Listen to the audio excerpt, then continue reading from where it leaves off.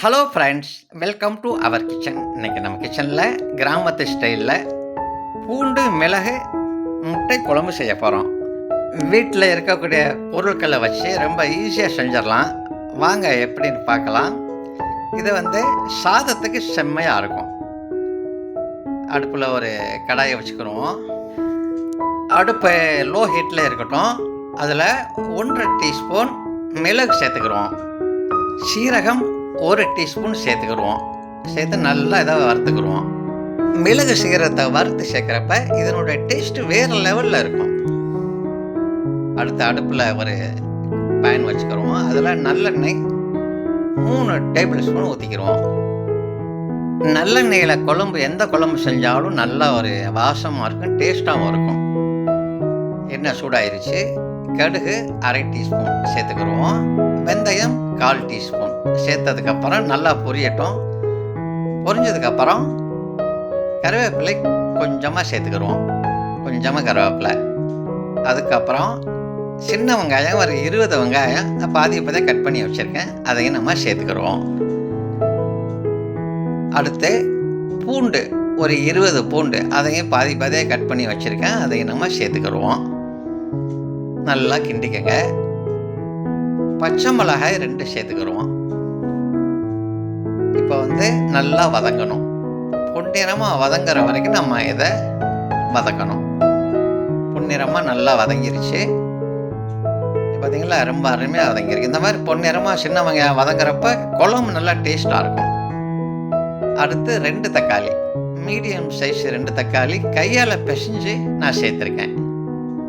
2 தக்காளி நல்லா பழுத்த தக்காளியாக நல்லா இந்த மாதிரி நல்லா கிண்டிக்கங்க. இதை மூடி போட்டு ஒரு 3 நிமிஷம் அப்படியே லோ ஹீட்டில் வச்சு வேக விட்டுங்க.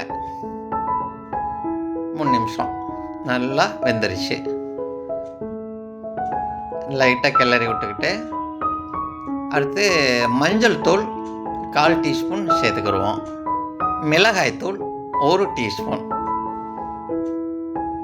மல்லித்தூள் 1/2 டீஸ்பூன், அதையும் நல்லா சேர்த்து நல்லா கிண்டிக்கிடுவோம். 1/2 டீஸ்பூன் நல்லா கிண்டினதுக்கப்புறம் லைட்டாக தண்ணி ஊற்றி நல்லா கிண்டிக்கங்க. கொஞ்சமாக தண்ணி ஊற்றி நல்லா கிளறிக்கிறோம். நம்ம ஏற்கனவே வறுத்த அந்த மிளகு சீரகத்தை பொடி பண்ணியிருக்கோம். பொடி பண்ணி நம்ம அதையும் நம்ம சேர்த்துக்கிடுவோம். இந்த மாதிரி வறுத்து சேர்க்குறப்ப நல்ல வாசமாக இருக்கும். அதே நேரத்தில் குழம்பு நல்லா டேஸ்ட்டாக இருக்கும். இந்த மாதிரி நல்லா கிண்டிக்கங்க. நல்லா கிண்டினதுக்கப்புறம் அப்படியே அந்த எண்ணெய் ரிலீஸ் ஆகிற வரைக்கும் கொஞ்சம் நேரம் அப்படியே நம்ம வேக வச்சுருவோம். கொஞ்சம் நேரம். இந்த பாருங்கள், எண்ணெய் கம்ப்ளீட்டாக ரிலீஸ் ஆகிருச்சு. இந்த நேரத்தில் கொஞ்சமாக புளி தண்ணி சேர்த்துக்கிறோம். என்ன, கொஞ்சமாக அதிகமாக சேர்க்க வேணாம், கொஞ்சமாக புளி தண்ணி கொஞ்சம். அடுத்து நார்மலான தண்ணி கொஞ்சம், நார்மலாக உள்ள தண்ணி கொஞ்சம் சேர்த்தாச்சு. நல்லா கிளறி விட்டு இதை மறுபடியும் நம்ம இதை வேக வைக்கணும். இப்போ கொஞ்சம் உப்பு சேர்த்துக்கிடுவோம். உப்பு தேவையான அளவு உப்பு சேர்த்துக்கிடுவோம். சேர்த்து நல்லா கிண்டி விட்டு வேக வைக்கணும். ஒரு 2 நிமிஷம் வெந்தால் போதும். இந்த பற்றியெல்லாம் ஃபஸ்ட் கிளாஸாக இருக்குது, பார்க்குறதுக்கு ரொம்ப அருமையாக இருக்குது. அப்படியே கொஞ்சம் கிண்டி விட்டு இந்த பற்றியில் எவ்வளோ அழகாக வந்திருக்கு பார்த்தீங்களா. நல்லா வெந்துருச்சு. எல்லாமே பார்க்குறதுக்கு ரொம்ப சூப்பராக இருக்குது. அடுத்து நம்ம முட்டையை உடச்சி ஊற்றிக்கிறோம். 4 முட்டையை உடச்சி தனித்தனியாக ஊற்றிக்கிறோம். 4ஐயும் தனித்தனியாக, ஒன்றோட ஒன்று ஒட்டாமல் தனித்தனியாக இந்த மாதிரி நம்ம ஊற்றிக்கிறோம்.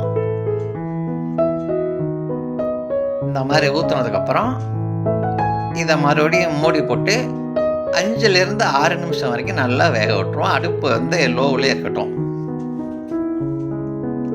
5 நிமிஷம் ஆயிடுச்சு.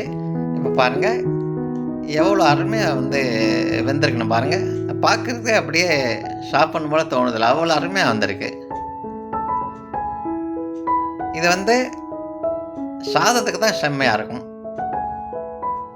நம்ம அருமையான கிராமத்து ஸ்டைலில் பூண்டு மிளகு முட்டை குழம்பு ரெடி ஆயிடுச்சு. இந்த வீடியோ பிடிச்சிருந்தா லைக் பண்ணுங்கள், ஷேர் பண்ணுங்கள், மறக்காமல் கமெண்ட் பண்ணுங்கள். இந்த வீடியோ பார்த்ததுக்கு ரொம்ப நன்றி. மீண்டும் அடுத்த வீடியோவில் சந்திப்போம்.